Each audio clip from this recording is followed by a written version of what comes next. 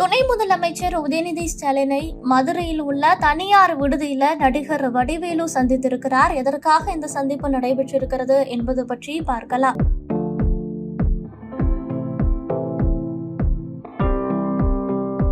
தமிழகத்தின் துணை முதல்வராக உதயநிதி ஸ்டாலினை நியமிக்க வேண்டும் என்பது திமுகவினரின் கோரிக்கையாக இருந்து வந்தது. இந்த நிலையில தான் உதயநிதி ஸ்டாலினை துணை முதல்வராக நியமித்து அறிவிப்புமே வெளியாகி இருக்கிறது. அத்தோடு செந்தில் பாலாஜி, கோவிச்செழியன், ஆவடி நாசர் மற்றும் பனமரத்துப்பட்டி ராஜேந்திரன் ஆகியோர் புதிய அமைச்சர்களாக பொறுப்பேற்றிருக்கிறார்கள். தமிழகத்தின் துணை முதல்வராக உதயநிதி ஸ்டாலின் பொறுப்பேற்றுக் கொண்ட நிலையில அவருக்கு அரசியல் கட்சி தலைவர்கள் மற்றும் சினிமா பிரபலங்கள் பலருமே வாழ்த்துக்களை தெரிவித்திருக்கிறார்கள். ஆனால் ஒருபுறம் பாஜக மற்றும் அதிமுக உள்ளிட்ட எதிர்க்கட்சிகள் உதயநிதி ஸ்டாலின் துணை முதல்வர் ஆனதற்கு வாரிசு அரசியல் நடப்பதாக விமர்சனத்தை தெரிவித்து வருகிறார்கள். அதே வேளையில அவருக்கு வாழ்த்துக்களும் குவிந்து வருகிறது. குறிப்பா நடிகர்கள் சிம்பு, தனுஷ் உள்ளிட்ட பலருமே துணை முதலமைச்சர் உதயநிதி ஸ்டாலினுக்கு வாழ்த்து தெரிவித்திருக்கிறார்கள். அந்த சமயத்துல நடிகர் வடிவேலுவும் கூட ஒரு வாழ்த்து செய்தி அனுப்பியிருந்தார். இதே உறுதியோடும் விவேகத்தோடும் உதயநிதி ஸ்டாலின் செயல்பட வேண்டும் என வடிவேலு உதயநிதி ஸ்டாலினை வாழ்த்து இருந்தார். இதனை தொடர்ந்து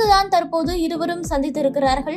அதாவது விருதுநகரில் பல்வேறு நிகழ்ச்சிகள்ல பங்கேற்க மதுரை சென்றிருக்கிறார் துணை முதலமைச்சர் உதயநிதி ஸ்டாலின். அந்த சமயத்துலதான் உதயநிதி ஸ்டாலினை மதுரையில் உள்ள தனியார் விடுதியில நடிகர் வடிவேலு சந்தித்திருக்கிறார். நடிகர் வடிவேலுவும் உதயநிதி ஸ்டாலினும் மாமன்னன் திரைப்படத்துல இணைந்து நடித்திருக்கிறார்கள். இவர்களினுடைய காம்போ நன்றாக இருக்கிறது என பேசப்பட்டு வந்தது. இயக்குனர் மாரி செல்வராஜ் இயக்கத்துல நடிகர் வடிவேலுவும் உதயநிதி ஸ்டாலினும் மாமன்னன் திரைப்படத்துல இணைந்து நடித்திருந்த நிலையில தற்போது உதயநிதி ஸ்டாலின் துணை முதலமைச்சராக நியமிக்கப்பட்டதற்கு பூங்கொத்து கொடுத்து அவரை நேரில் சந்தித்து வடிவேலு வாழ்த்துக்களை தெரிவித்துக் கொண்டார். துணை முதல்வராக உதயநிதி ஸ்டாலின் தன்னுடைய பணிகளை தொடங்கிவிட்டார். அதே சமயத்துல உதயநிதி ஸ்டாலினை நேரில் சந்தித்து வாழ்த்து தெரிவிக்க தமிழ்நாடு முழுவதிலுமே இருந்து திமுகவினர் சென்னையை நோக்கி படையெடுத்து வருகிறார்கள். இது குறித்து உதயநிதி ஸ்டாலின் தன்னுடைய ட்விட்டர் பக்கத்துல ஒரு ட்வீட் போட்டிருந்தார். தமிழகத்தின் துணை முதல்வராக பொறுப்பு ஏற்ற பிறகு கலைஞரின் உயிரினும் மேலான அன்பு உடன்பிறப்புகள் என்னை நேரில் சந்தித்து வாழ்த்த வேண்டும் என்ற